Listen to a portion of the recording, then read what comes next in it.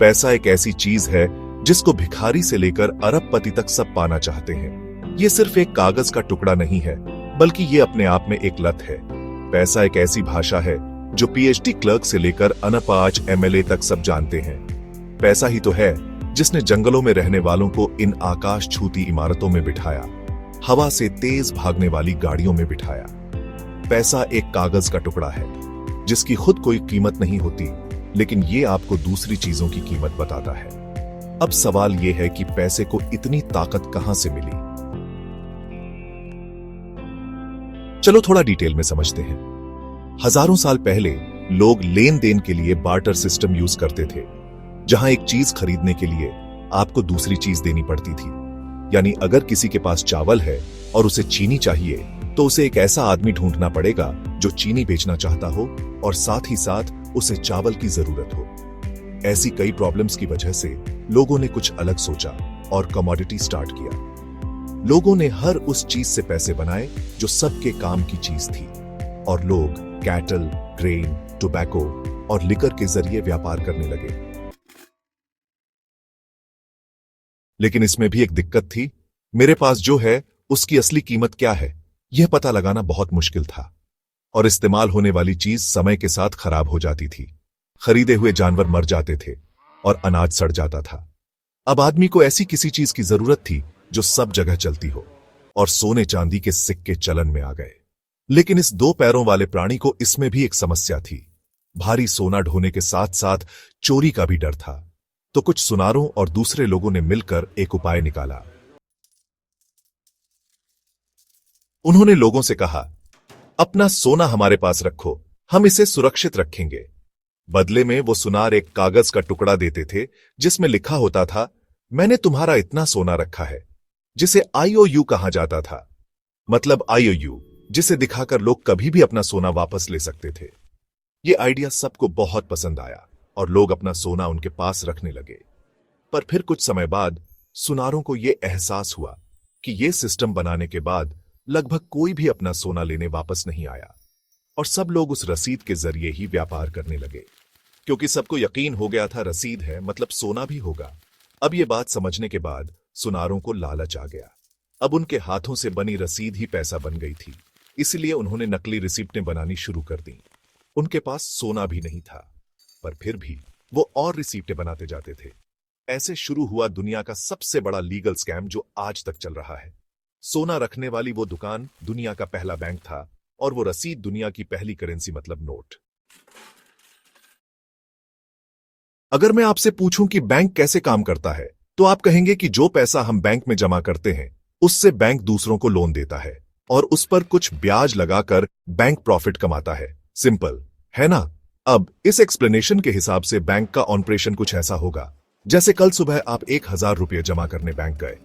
आपने 2 500 के note bank में जमा किए। उसके बाद बैंक क्या करेगा?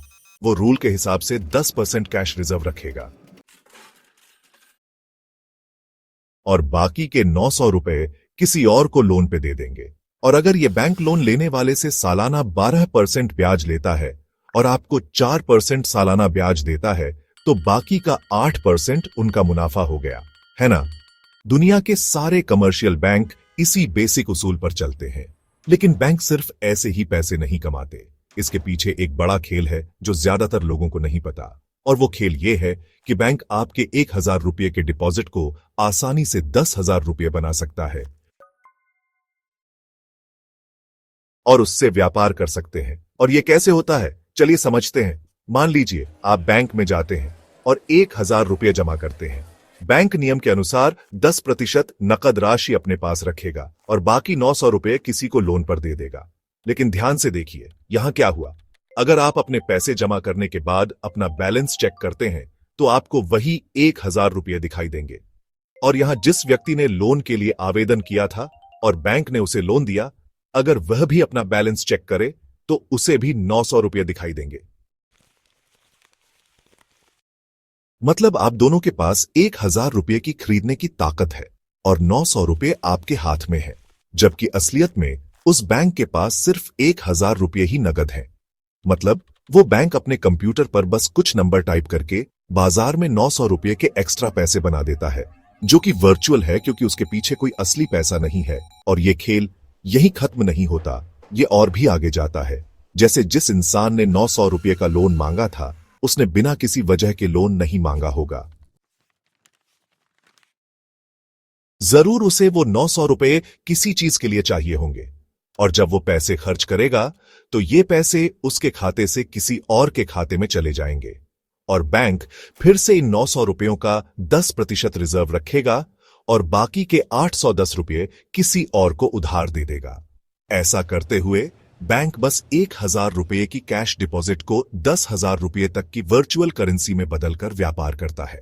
आपको लगता है कि आपका पैसा बैंक में सुरक्षित है, जिसे आप जब चाहे निकाल सकते हैं। अगर 20-30% लोग भी इकट्ठे पैसे निकालने जाएं, तो बैंक सारे पैसे वापस नहीं कर पाएगा, क्योंकि उनके पास आपके सारे पैसे नहीं होते। फ्रैक्शनल रिजर्व सिस्टम की वजह से यह सिर्फ प्रोबेबिलिटीज पे चलता है। मान लो दुनिया के सारे बैंक अकाउंट्स का बैलेंस जोड़ो और वो 100 रुपीज है, तो असली कैश में 10 रुपीज से भी कम होता है। बाकी 90% से ज्यादा तो बस वर्चुअल डिजिट्स हैं, जो सिर्फ आप अपने मोबाइल या कंप्यूटर स्क्रीन पे देख सकते हैं। बॉस, पैसों का यह भ्रम जानबूझकर उलझाया गया है ताकि आम आदमी इसे आसानी से समझ न पाए और इस सिस्टम में फंसा रहे।